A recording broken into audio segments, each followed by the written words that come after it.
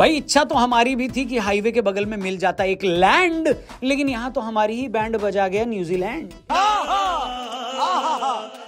दिल टूट के रह गया।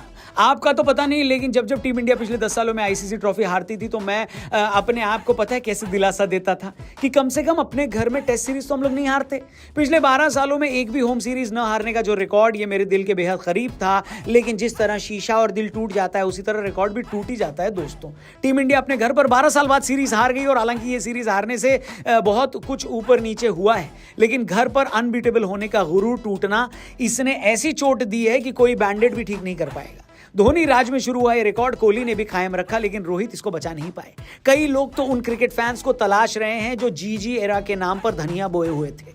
जीजी एरा में हमारे साथ क्या क्या हुआ है हम आपको फिलहाल कल एक अलग वीडियो में बताएंगे, लेकिन यहां सुनिए आज के मैच में क्या हुआ। दिन का खेल शुरू हुआ तो न्यूजीलैंड वाले ऑलरेडी 301 की लीड पे थे। हमें तो पता था कि हमारे इतने में ही फटके फ्लावर हो जाएगी, लेकिन अभी सिर्फ 2 दिन का ही खेल हुआ था। न्यूजीलैंड वालों ने कहा और खेलते हैं थोड़ा, और पेलते भी हैं थोड़ा। ऑल आउट होने से पहले न्यूजीलैंड अपना स्कोर 255 पर ले गया और लीड हो गई 358 की। हमें पता था ये औकात से बाहर है, लेकिन फिर भी मन में उम्मीद थी कि टीम इंडिया अगर ये टारगेट अचीव कर लेती तो शायद अब तक की सबसे बड़ी टेस्ट टीम बन जाएगी। चेज में मैं गौतम गंभीर और रोहित शर्मा की तारीफ करना चाहूंगा, क्योंकि उन्होंने पॉजिटिव इंटेंट से चेज करना शुरू किया। यशस्वी जायसवाल ने छक्के से शुरुआत करी और समझ में आ गया कि टीम इंडिया ने चेज करने का इंटेंट तो दिखाया है, लेकिन मैं कैप्टन रोहित शर्मा से पूछना चाहूंगा, भैया क्या करके मानोगे?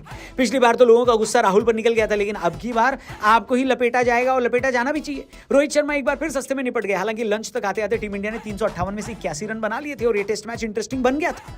लेकिन आपको सच बताऊं तो ये टेस्ट मैच इंटरेस्टिंग सिर्फ यशस्वी जायसवाल की वजह से था। सिर्फ यही एक लड़का था जो जब तक खेला तो ऐसा लगा कि टीम इंडिया इतिहास बनाकर ही मानेगी, लेकिन 65 गेंद में 77 बनाकर जब ये आउट हुए तो उसके बाद तो हमारा डाउनफॉल एकदम से आया। वैसे ही जैसे तुषार कपूर का बॉलीवुड करियर, और तुषार को तो फिर भी अपने करियर में गोलमाल देखने को मिल गई थी, हमें तो वो भी नहीं मिली। समझ में नहीं आ रहा था कि सेंटर गेंदबाजी कर रहे हैं या फिर मुरलीधरन, शेन वॉर्न, अनिल कुंबले, सकलेन मुश्ताक ने मिलकर किसी को ट्रेन किया है। जायसवाल, शुभमन गिल, विराट कोहली, रोहित शर्मा, सरफराज सब के सब सेंटर की गेंदबाजी पर आउट हुए। चाहे तक इंडिया का स्कोर 7 विकेट पर 178। हालांकि जडेजा और अश्विन जो कि बढ़िया बल्लेबाज हैं वो अभी भी बैटिंग कर रहे थे, लेकिन हमें रिजल्ट दिख रहा था क्योंकि न्यूजीलैंड को जीतने के लिए सिर्फ 3 विकेट चाहिए थे और इंडिया को 181 रन। चाय के बाद इंडिया वालों ने न्यूजीलैंड को उतना संभाला जितना संभाला जा सकता था, लेकिन फिर भी आखिर 3 विकेट हाथ में लेकर कितना संभाला जा सकता था बताइए।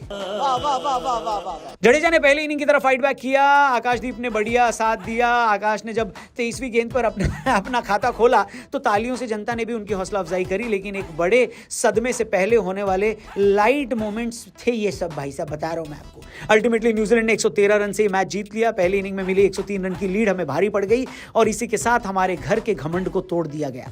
4331 दिन बाद टीम इंडिया ने घर पे सीरीज हारी है और ये बहुत बड़ी हार है। इसके बारे में हम पोस्टमार्टम करेंगे कल की वीडियो में। आपका इस हार पे क्या कमेंट है, किसकी वजह से हम हारे, कौन सा प्लेयर जिम्मेदार, कमेंट करके बताना। चैनल भी सब्सक्राइब करके जाना, फेसबुक पे देख रहे तो पेज को लाइक करना। Thank you for watching, see you tomorrow, good bye, जय हिंद।